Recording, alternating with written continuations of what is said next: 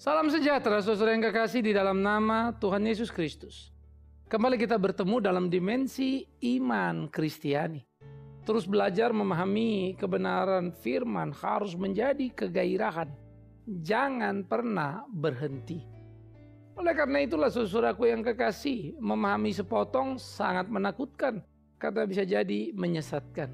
Pahami utuh, itulah kebenaran. Karena memang kebenaran tidak pernah separuh, 3/4 atau seterusnya. Bulat, utuh, tak terbantah. Biar Tuhan menolong kita menemukan, mencintai kebenaran sejati itu. Namun sebelum kita lanjut di dalam topik kita, berkat dalam kesehatan, kita lebih dulu berdoa saudaraku. Bapa di dalam surga, kami bersyukur, kami berterima kasih untuk waktu indah yang Tuhan berikan pada kami.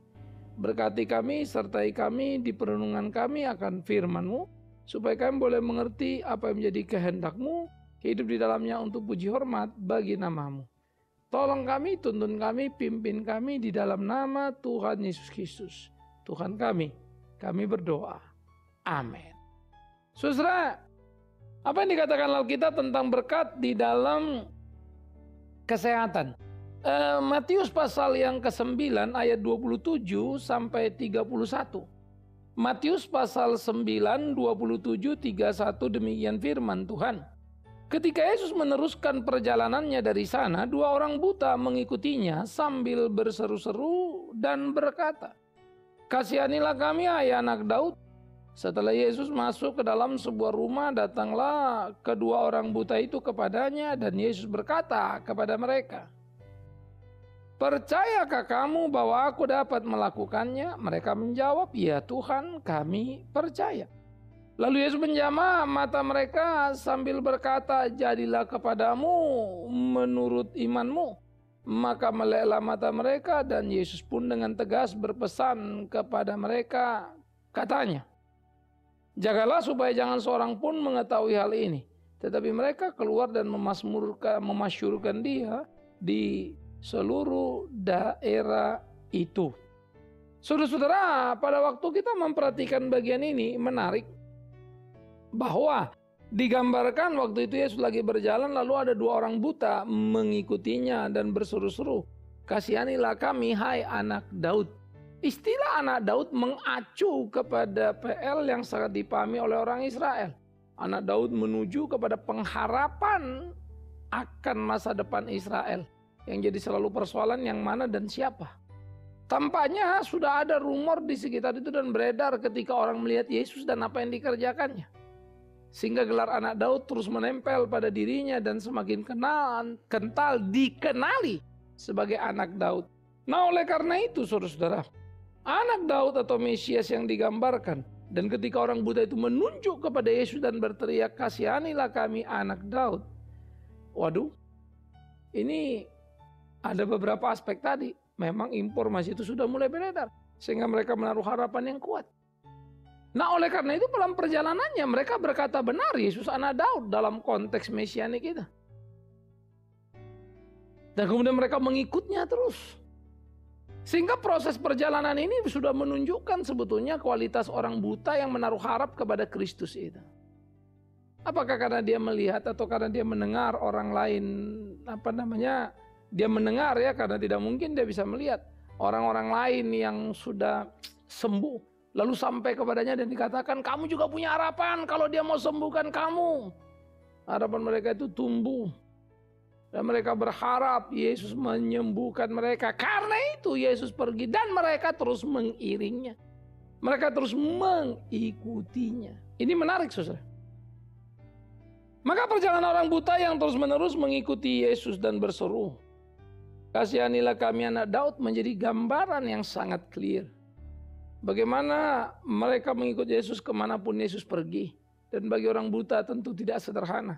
Mereka mengandalkan pendengaran untuk mengikuti Yesus. Mereka mengandalkan informasi-informasi yang belum tentu benar untuk bisa terus ada dan mengikuti Yesus.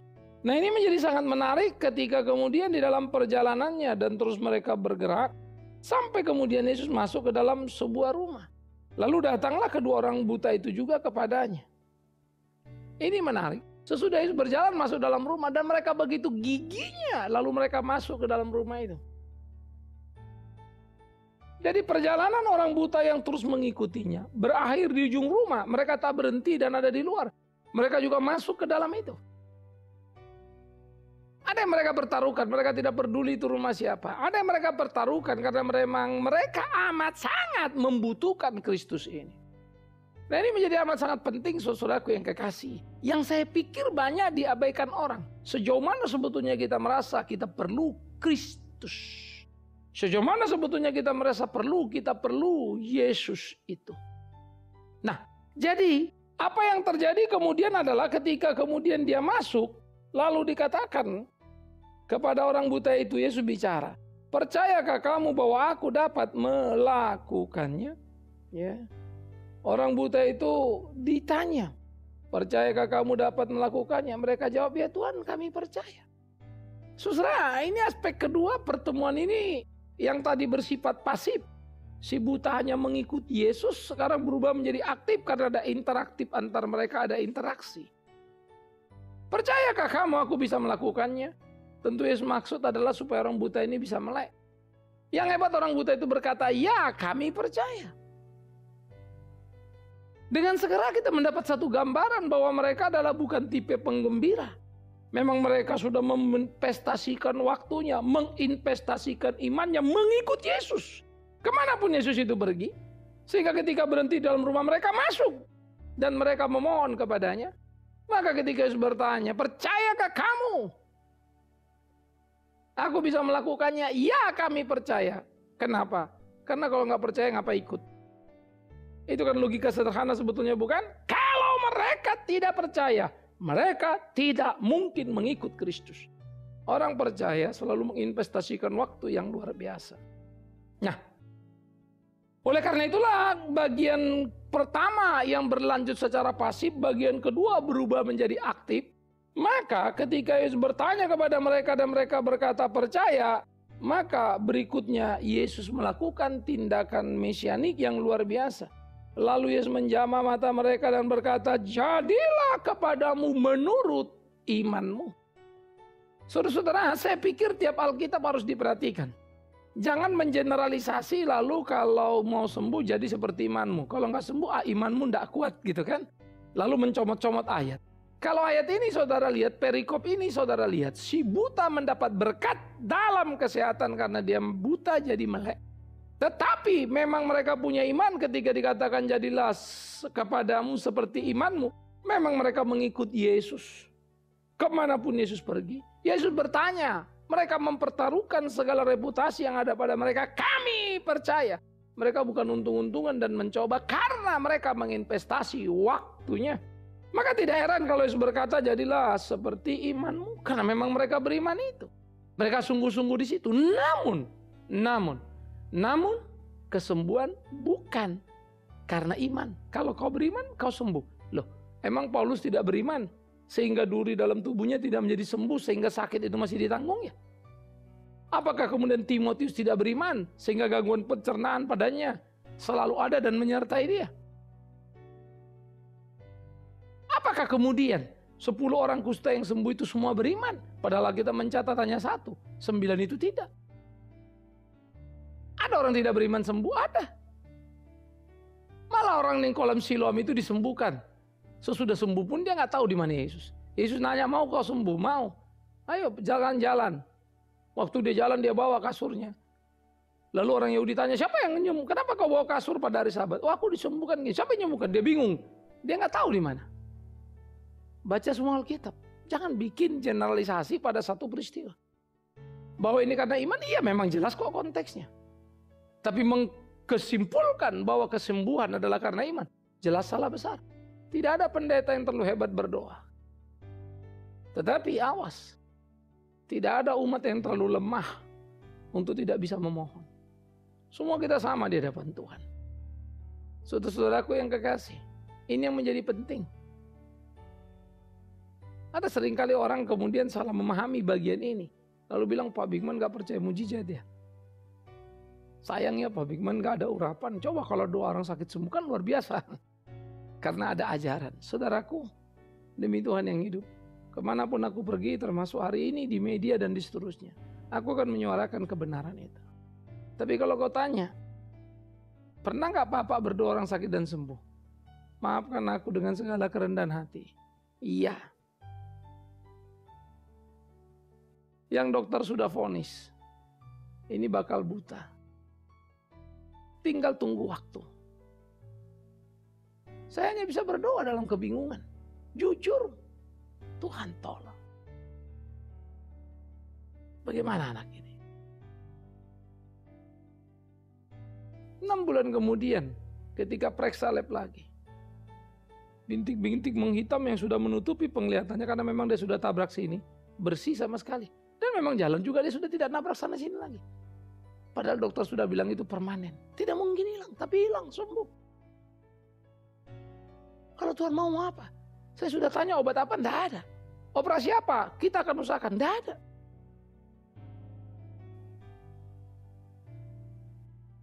Itu aja Pak, maafkan saya. Nggak akan cukup ruang ini untuk berdiskusi itu. Ada terlalu banyak hal. Tapi bagi saya, demi Tuhan yang hidup, Tuhan itulah yang terpenting dan paling penting. Doaku, doamu, saudaraku, hai umat, sama. Tuhan dengar dan Tuhan perhatikan.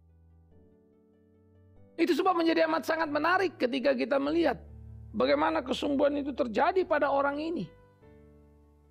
Bagaimana kemudian dikatakan kedua orang yang tadi mengikut Tuhan ini, lalu dijembukanlah mereka, mata mereka itu melek, ya, dan Yesus pun dengan tegas berpesan pada mereka, katanya, janganlah, supaya jangan seorang pun mengetahui hal itu. Dengan tegas berkata, jagalah, supaya jangan seorang pun mengetahui hal itu. Tapi mereka keluar dan memasyurkan dia ke seluruh daerah itu. Loh, menarik ya, kenapa Tuhan Yesus larang? Jagalah, jangan supaya orang tahu itu. Berbeda ya dengan semangat sekarang ya. Buatlah supaya semua orang tahu itu. Supaya mencari saya. Apa yang dikerjakan Tuhan Yesus memang sangat menarik berkaitan dengan keselamatannya. Nah ini penting. Sebelum dia disalib, banyak sekali ini bukan satu peristiwa. Jangan katakan pada siapapun. Karena apa? Dia belum disalib. Ada apa? Karena Yesus tidak mau orang kemudian hanya mengenal dan mau mengikut dia karena dia penyembuh. Yesus mau mereka mengenal salib itu. Bagaimana kalau kita bisa ngomong begitu? Karena itulah ketika orang Yahudi menggugat dia. Kalau engkau anak Allah, berikan tanda, turunkan api dari langit. Dia bilang, no, tanda bagi yang kata ini cukup. Tanda Yunus. 3 hari diperhatikan, keluar. Begitulah dia akan mati. 3 hari dia bangkit.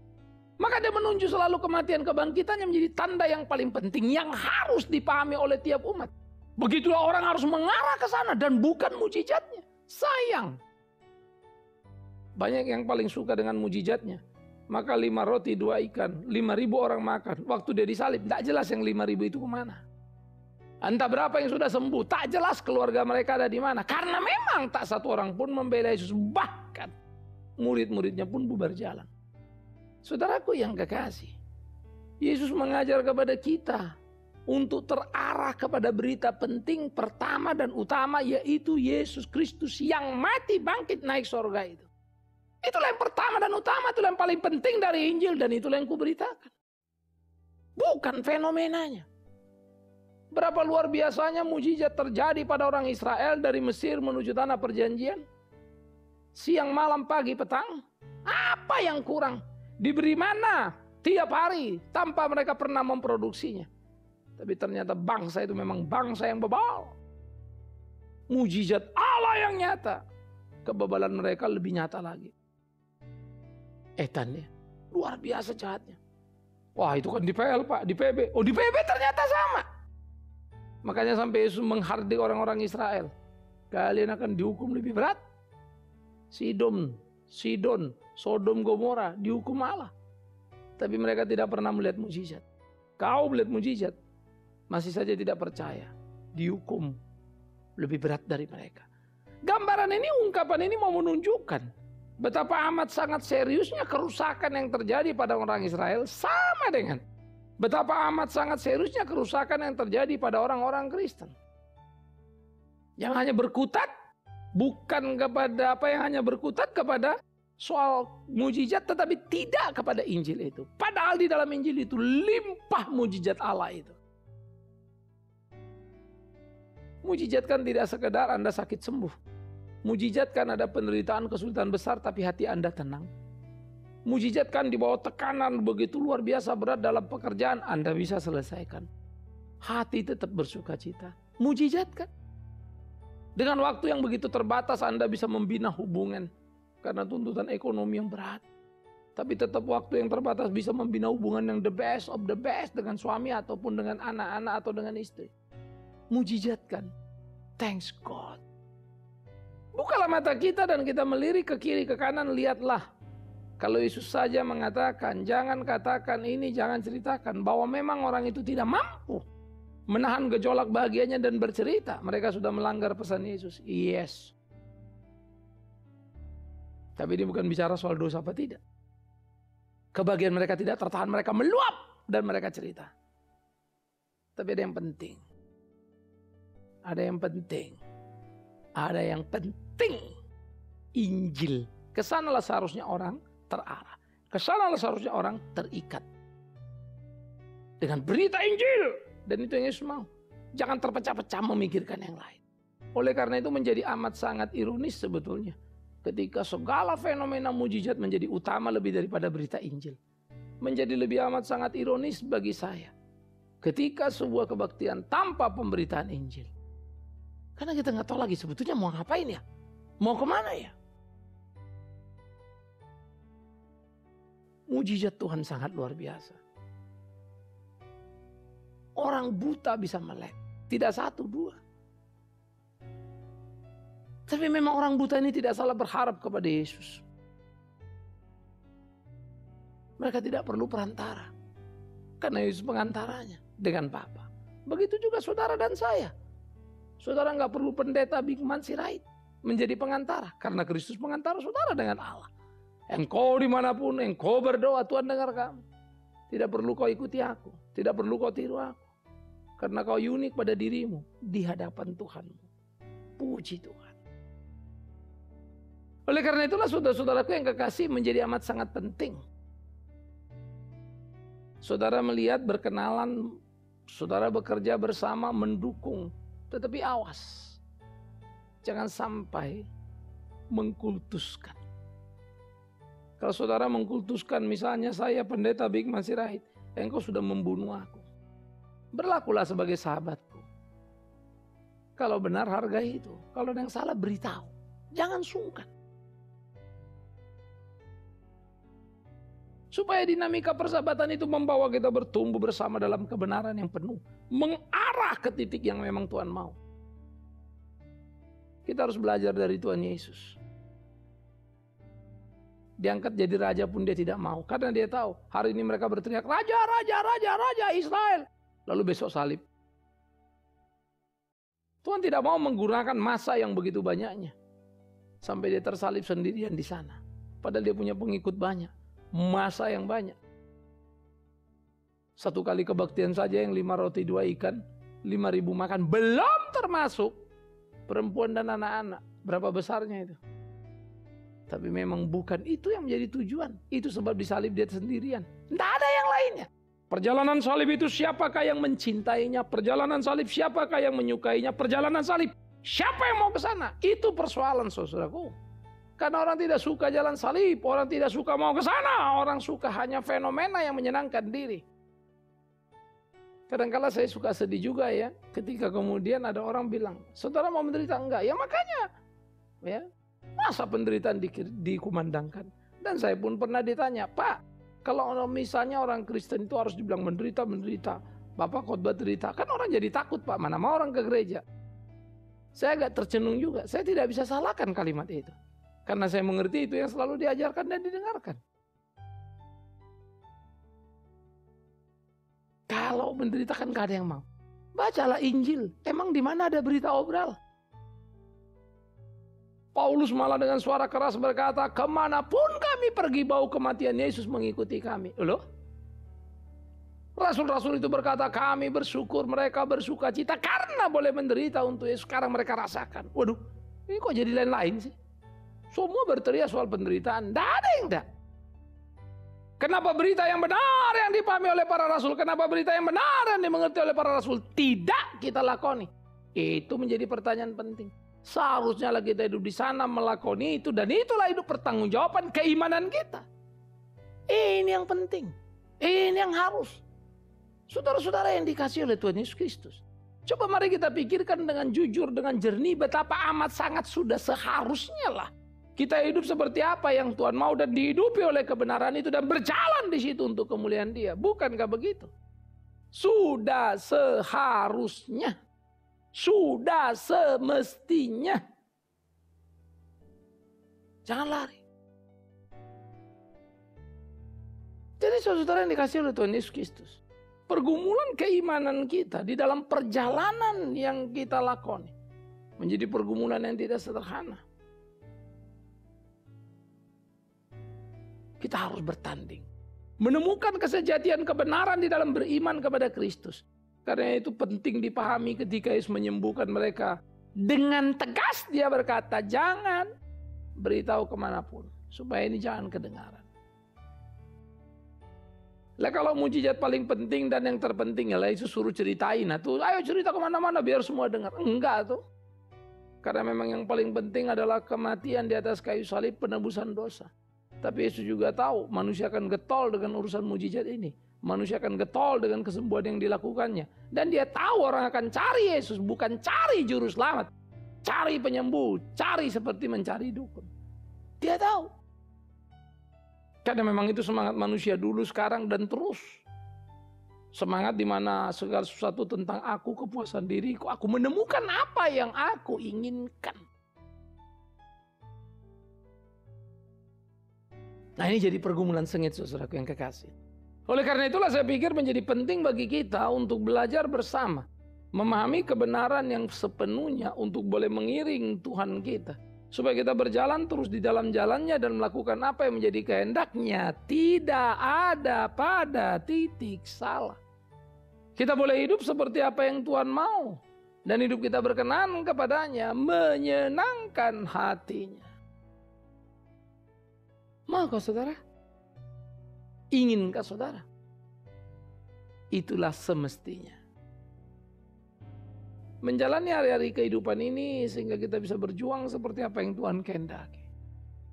Menikmati persekutuan dengan Tuhan di dalam Dia, di penderitaan dan kesulitannya. Mujizat. Ada. Tuhan beri kita berkat kesehatan. Apakah menurut saudara tidak mujizat ketika ada seorang sakit? Orang lain tak ketemu. Lalu pas satu dokter, lihat, ini sakit ini. Lalu ternyata benar, lalu diambil tindakan. Padahal kalau terlambat sedikit, tinggal tunggu hari saudara akan mati karena penyakit itu. Tapi baru satu dokter yang menemukan. Hebatnya lagi dokter itu tidak terlalu terkenal. Saudara sebut apa itu? Mujizat.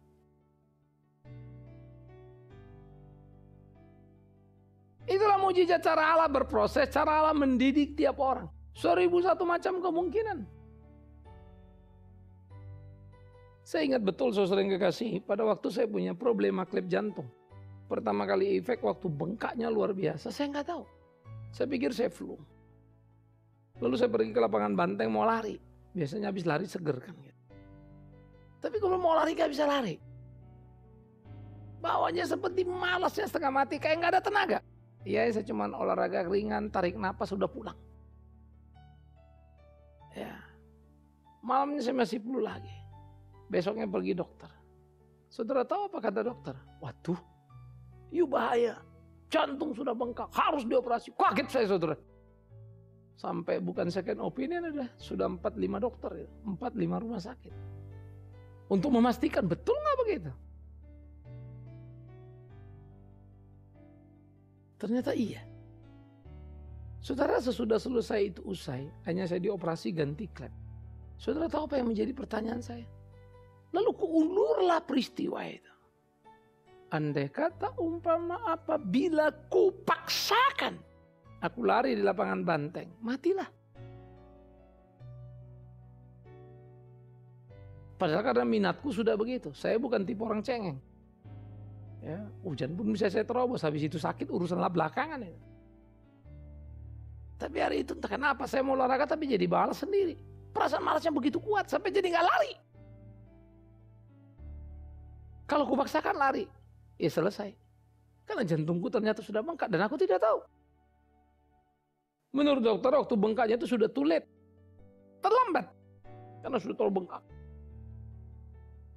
Tapi di sisi lain Tuhan mengukirku. Mau apa? Ada orang nggak tahu mana udah debu prak karena secara jantung kan langsung selesai. Saya di titik nadir yang bahaya sebetulnya. Saya hampir membunuh diri sendiri dalam ketidaktahuanku. Tapi Tuhan tolong. Mujizat kah itu? Bagiku ya. Tapi ku sadari kak, enggak, belakangan aku baru ngerti. Berapa banyak hal itu terjadi dalam hidupmu. Berkat yang Tuhan berikan kepadamu. Entah kau tertolong dari sakitmu, entah kau sembuh dari sakitmu, entah. Ada orang kasih tahu kau makan ini cocok, lalu kamu sembuh yang sudah lama tidak sembuh. Itulah cara Tuhan melukismu. Berkat Tuhan itu adalah limpah dalam hidup kita di berbagai aspek. Termasuk kesehatan kita. Tapi proses daripada mujizat itu bukan sekedar bim salah bim atau dalam nama Yesus langsung sembuh begini dan begitu. Semua diproses indah olehnya. Dan aku bersyukur kepadanya. Di dalam hidupku, sakitku menjadi berita baik bagiku. Membentuk aku dalam hari-hariku. Maka aku nikmati dan aku bersyukur. Bahwa masalah buat badan untuk bergerak begini dan begitu memang otomatis ruang gerak jadi sempit. Tapi aku tidak masalah dalam melewati hidup ini dan menikmatinya. Tuhan akan menolong kita. Karena itulah apa yang dilakukan oleh orang buta yang terus mengikuti Yesus kemanapun. Sampai ke rumah berhenti mereka datang. Yesus tanya apakah kamu percaya? Mereka bilang iya. Karena memang kalau nggak percaya ngapain ngikut. Dan mereka sembuh. Tapi menarik Yesus bilang jangan beritahu siapapun. Cukup tegas. Kegembiraan mereka, luapan mereka memang tak tertahankan. Mereka cerita ke sana sini. Tapi pesan yang ada menjadi sangat penting. Kematian kebangkitan Yesus jauh lebih penting dari mujizat yang ada. Dari mujizat yang terjadi. Dari mujizat-mujizat yang berjalan. Ingat. Yang jauh lebih penting. Yang terpenting. Kematian Kristus. Kebangkitan Kristus bagi umat. Jangan itu terganggu karena mujizat. Biarlah sekarang kita juga mencintai Injil lebih dari apapun. Jangan pergi kebaktian hanya untuk mau mujizat. Kalau soal mujizat percayalah. Tuhan bisa menolongmu di mana saja. Tuhan bisa jadikan itu di mana saja. Siapalah kita yang terlalu layak untuk menerima Tuhan? Bukan. Manusia berdosanya kita. Tapi siapa yang tulus dalam keberdosaannya. Mengaku di hadapan Tuhan. Mereka akan mendapatkan berkatnya dalam kesehatan, rezeki dan lain-lainnya. Selamat menikmati berkat-berkat Tuhan itu. Tuhan menolong saudara. Amin. Saudara-saudaraku kekasih, mari kita berdoa. Kami bersyukur, kami berterima kasih ya Tuhan untuk cinta kasih-Mu. Bersyukur, berterima kasih. Kematian kebangkitan-Mu yang luar biasa itu. Biar terpatri dalam batin kami menjadi pegangan dan arah bagi tiap langkah kami. Terpujilah Tuhan. Dan buat kami belajar dari orang buta dalam beriman. Amin. Saudaraku, sampai di sini pertemuan kita. Terus doakan dimensi iman Kristiani. Shalom.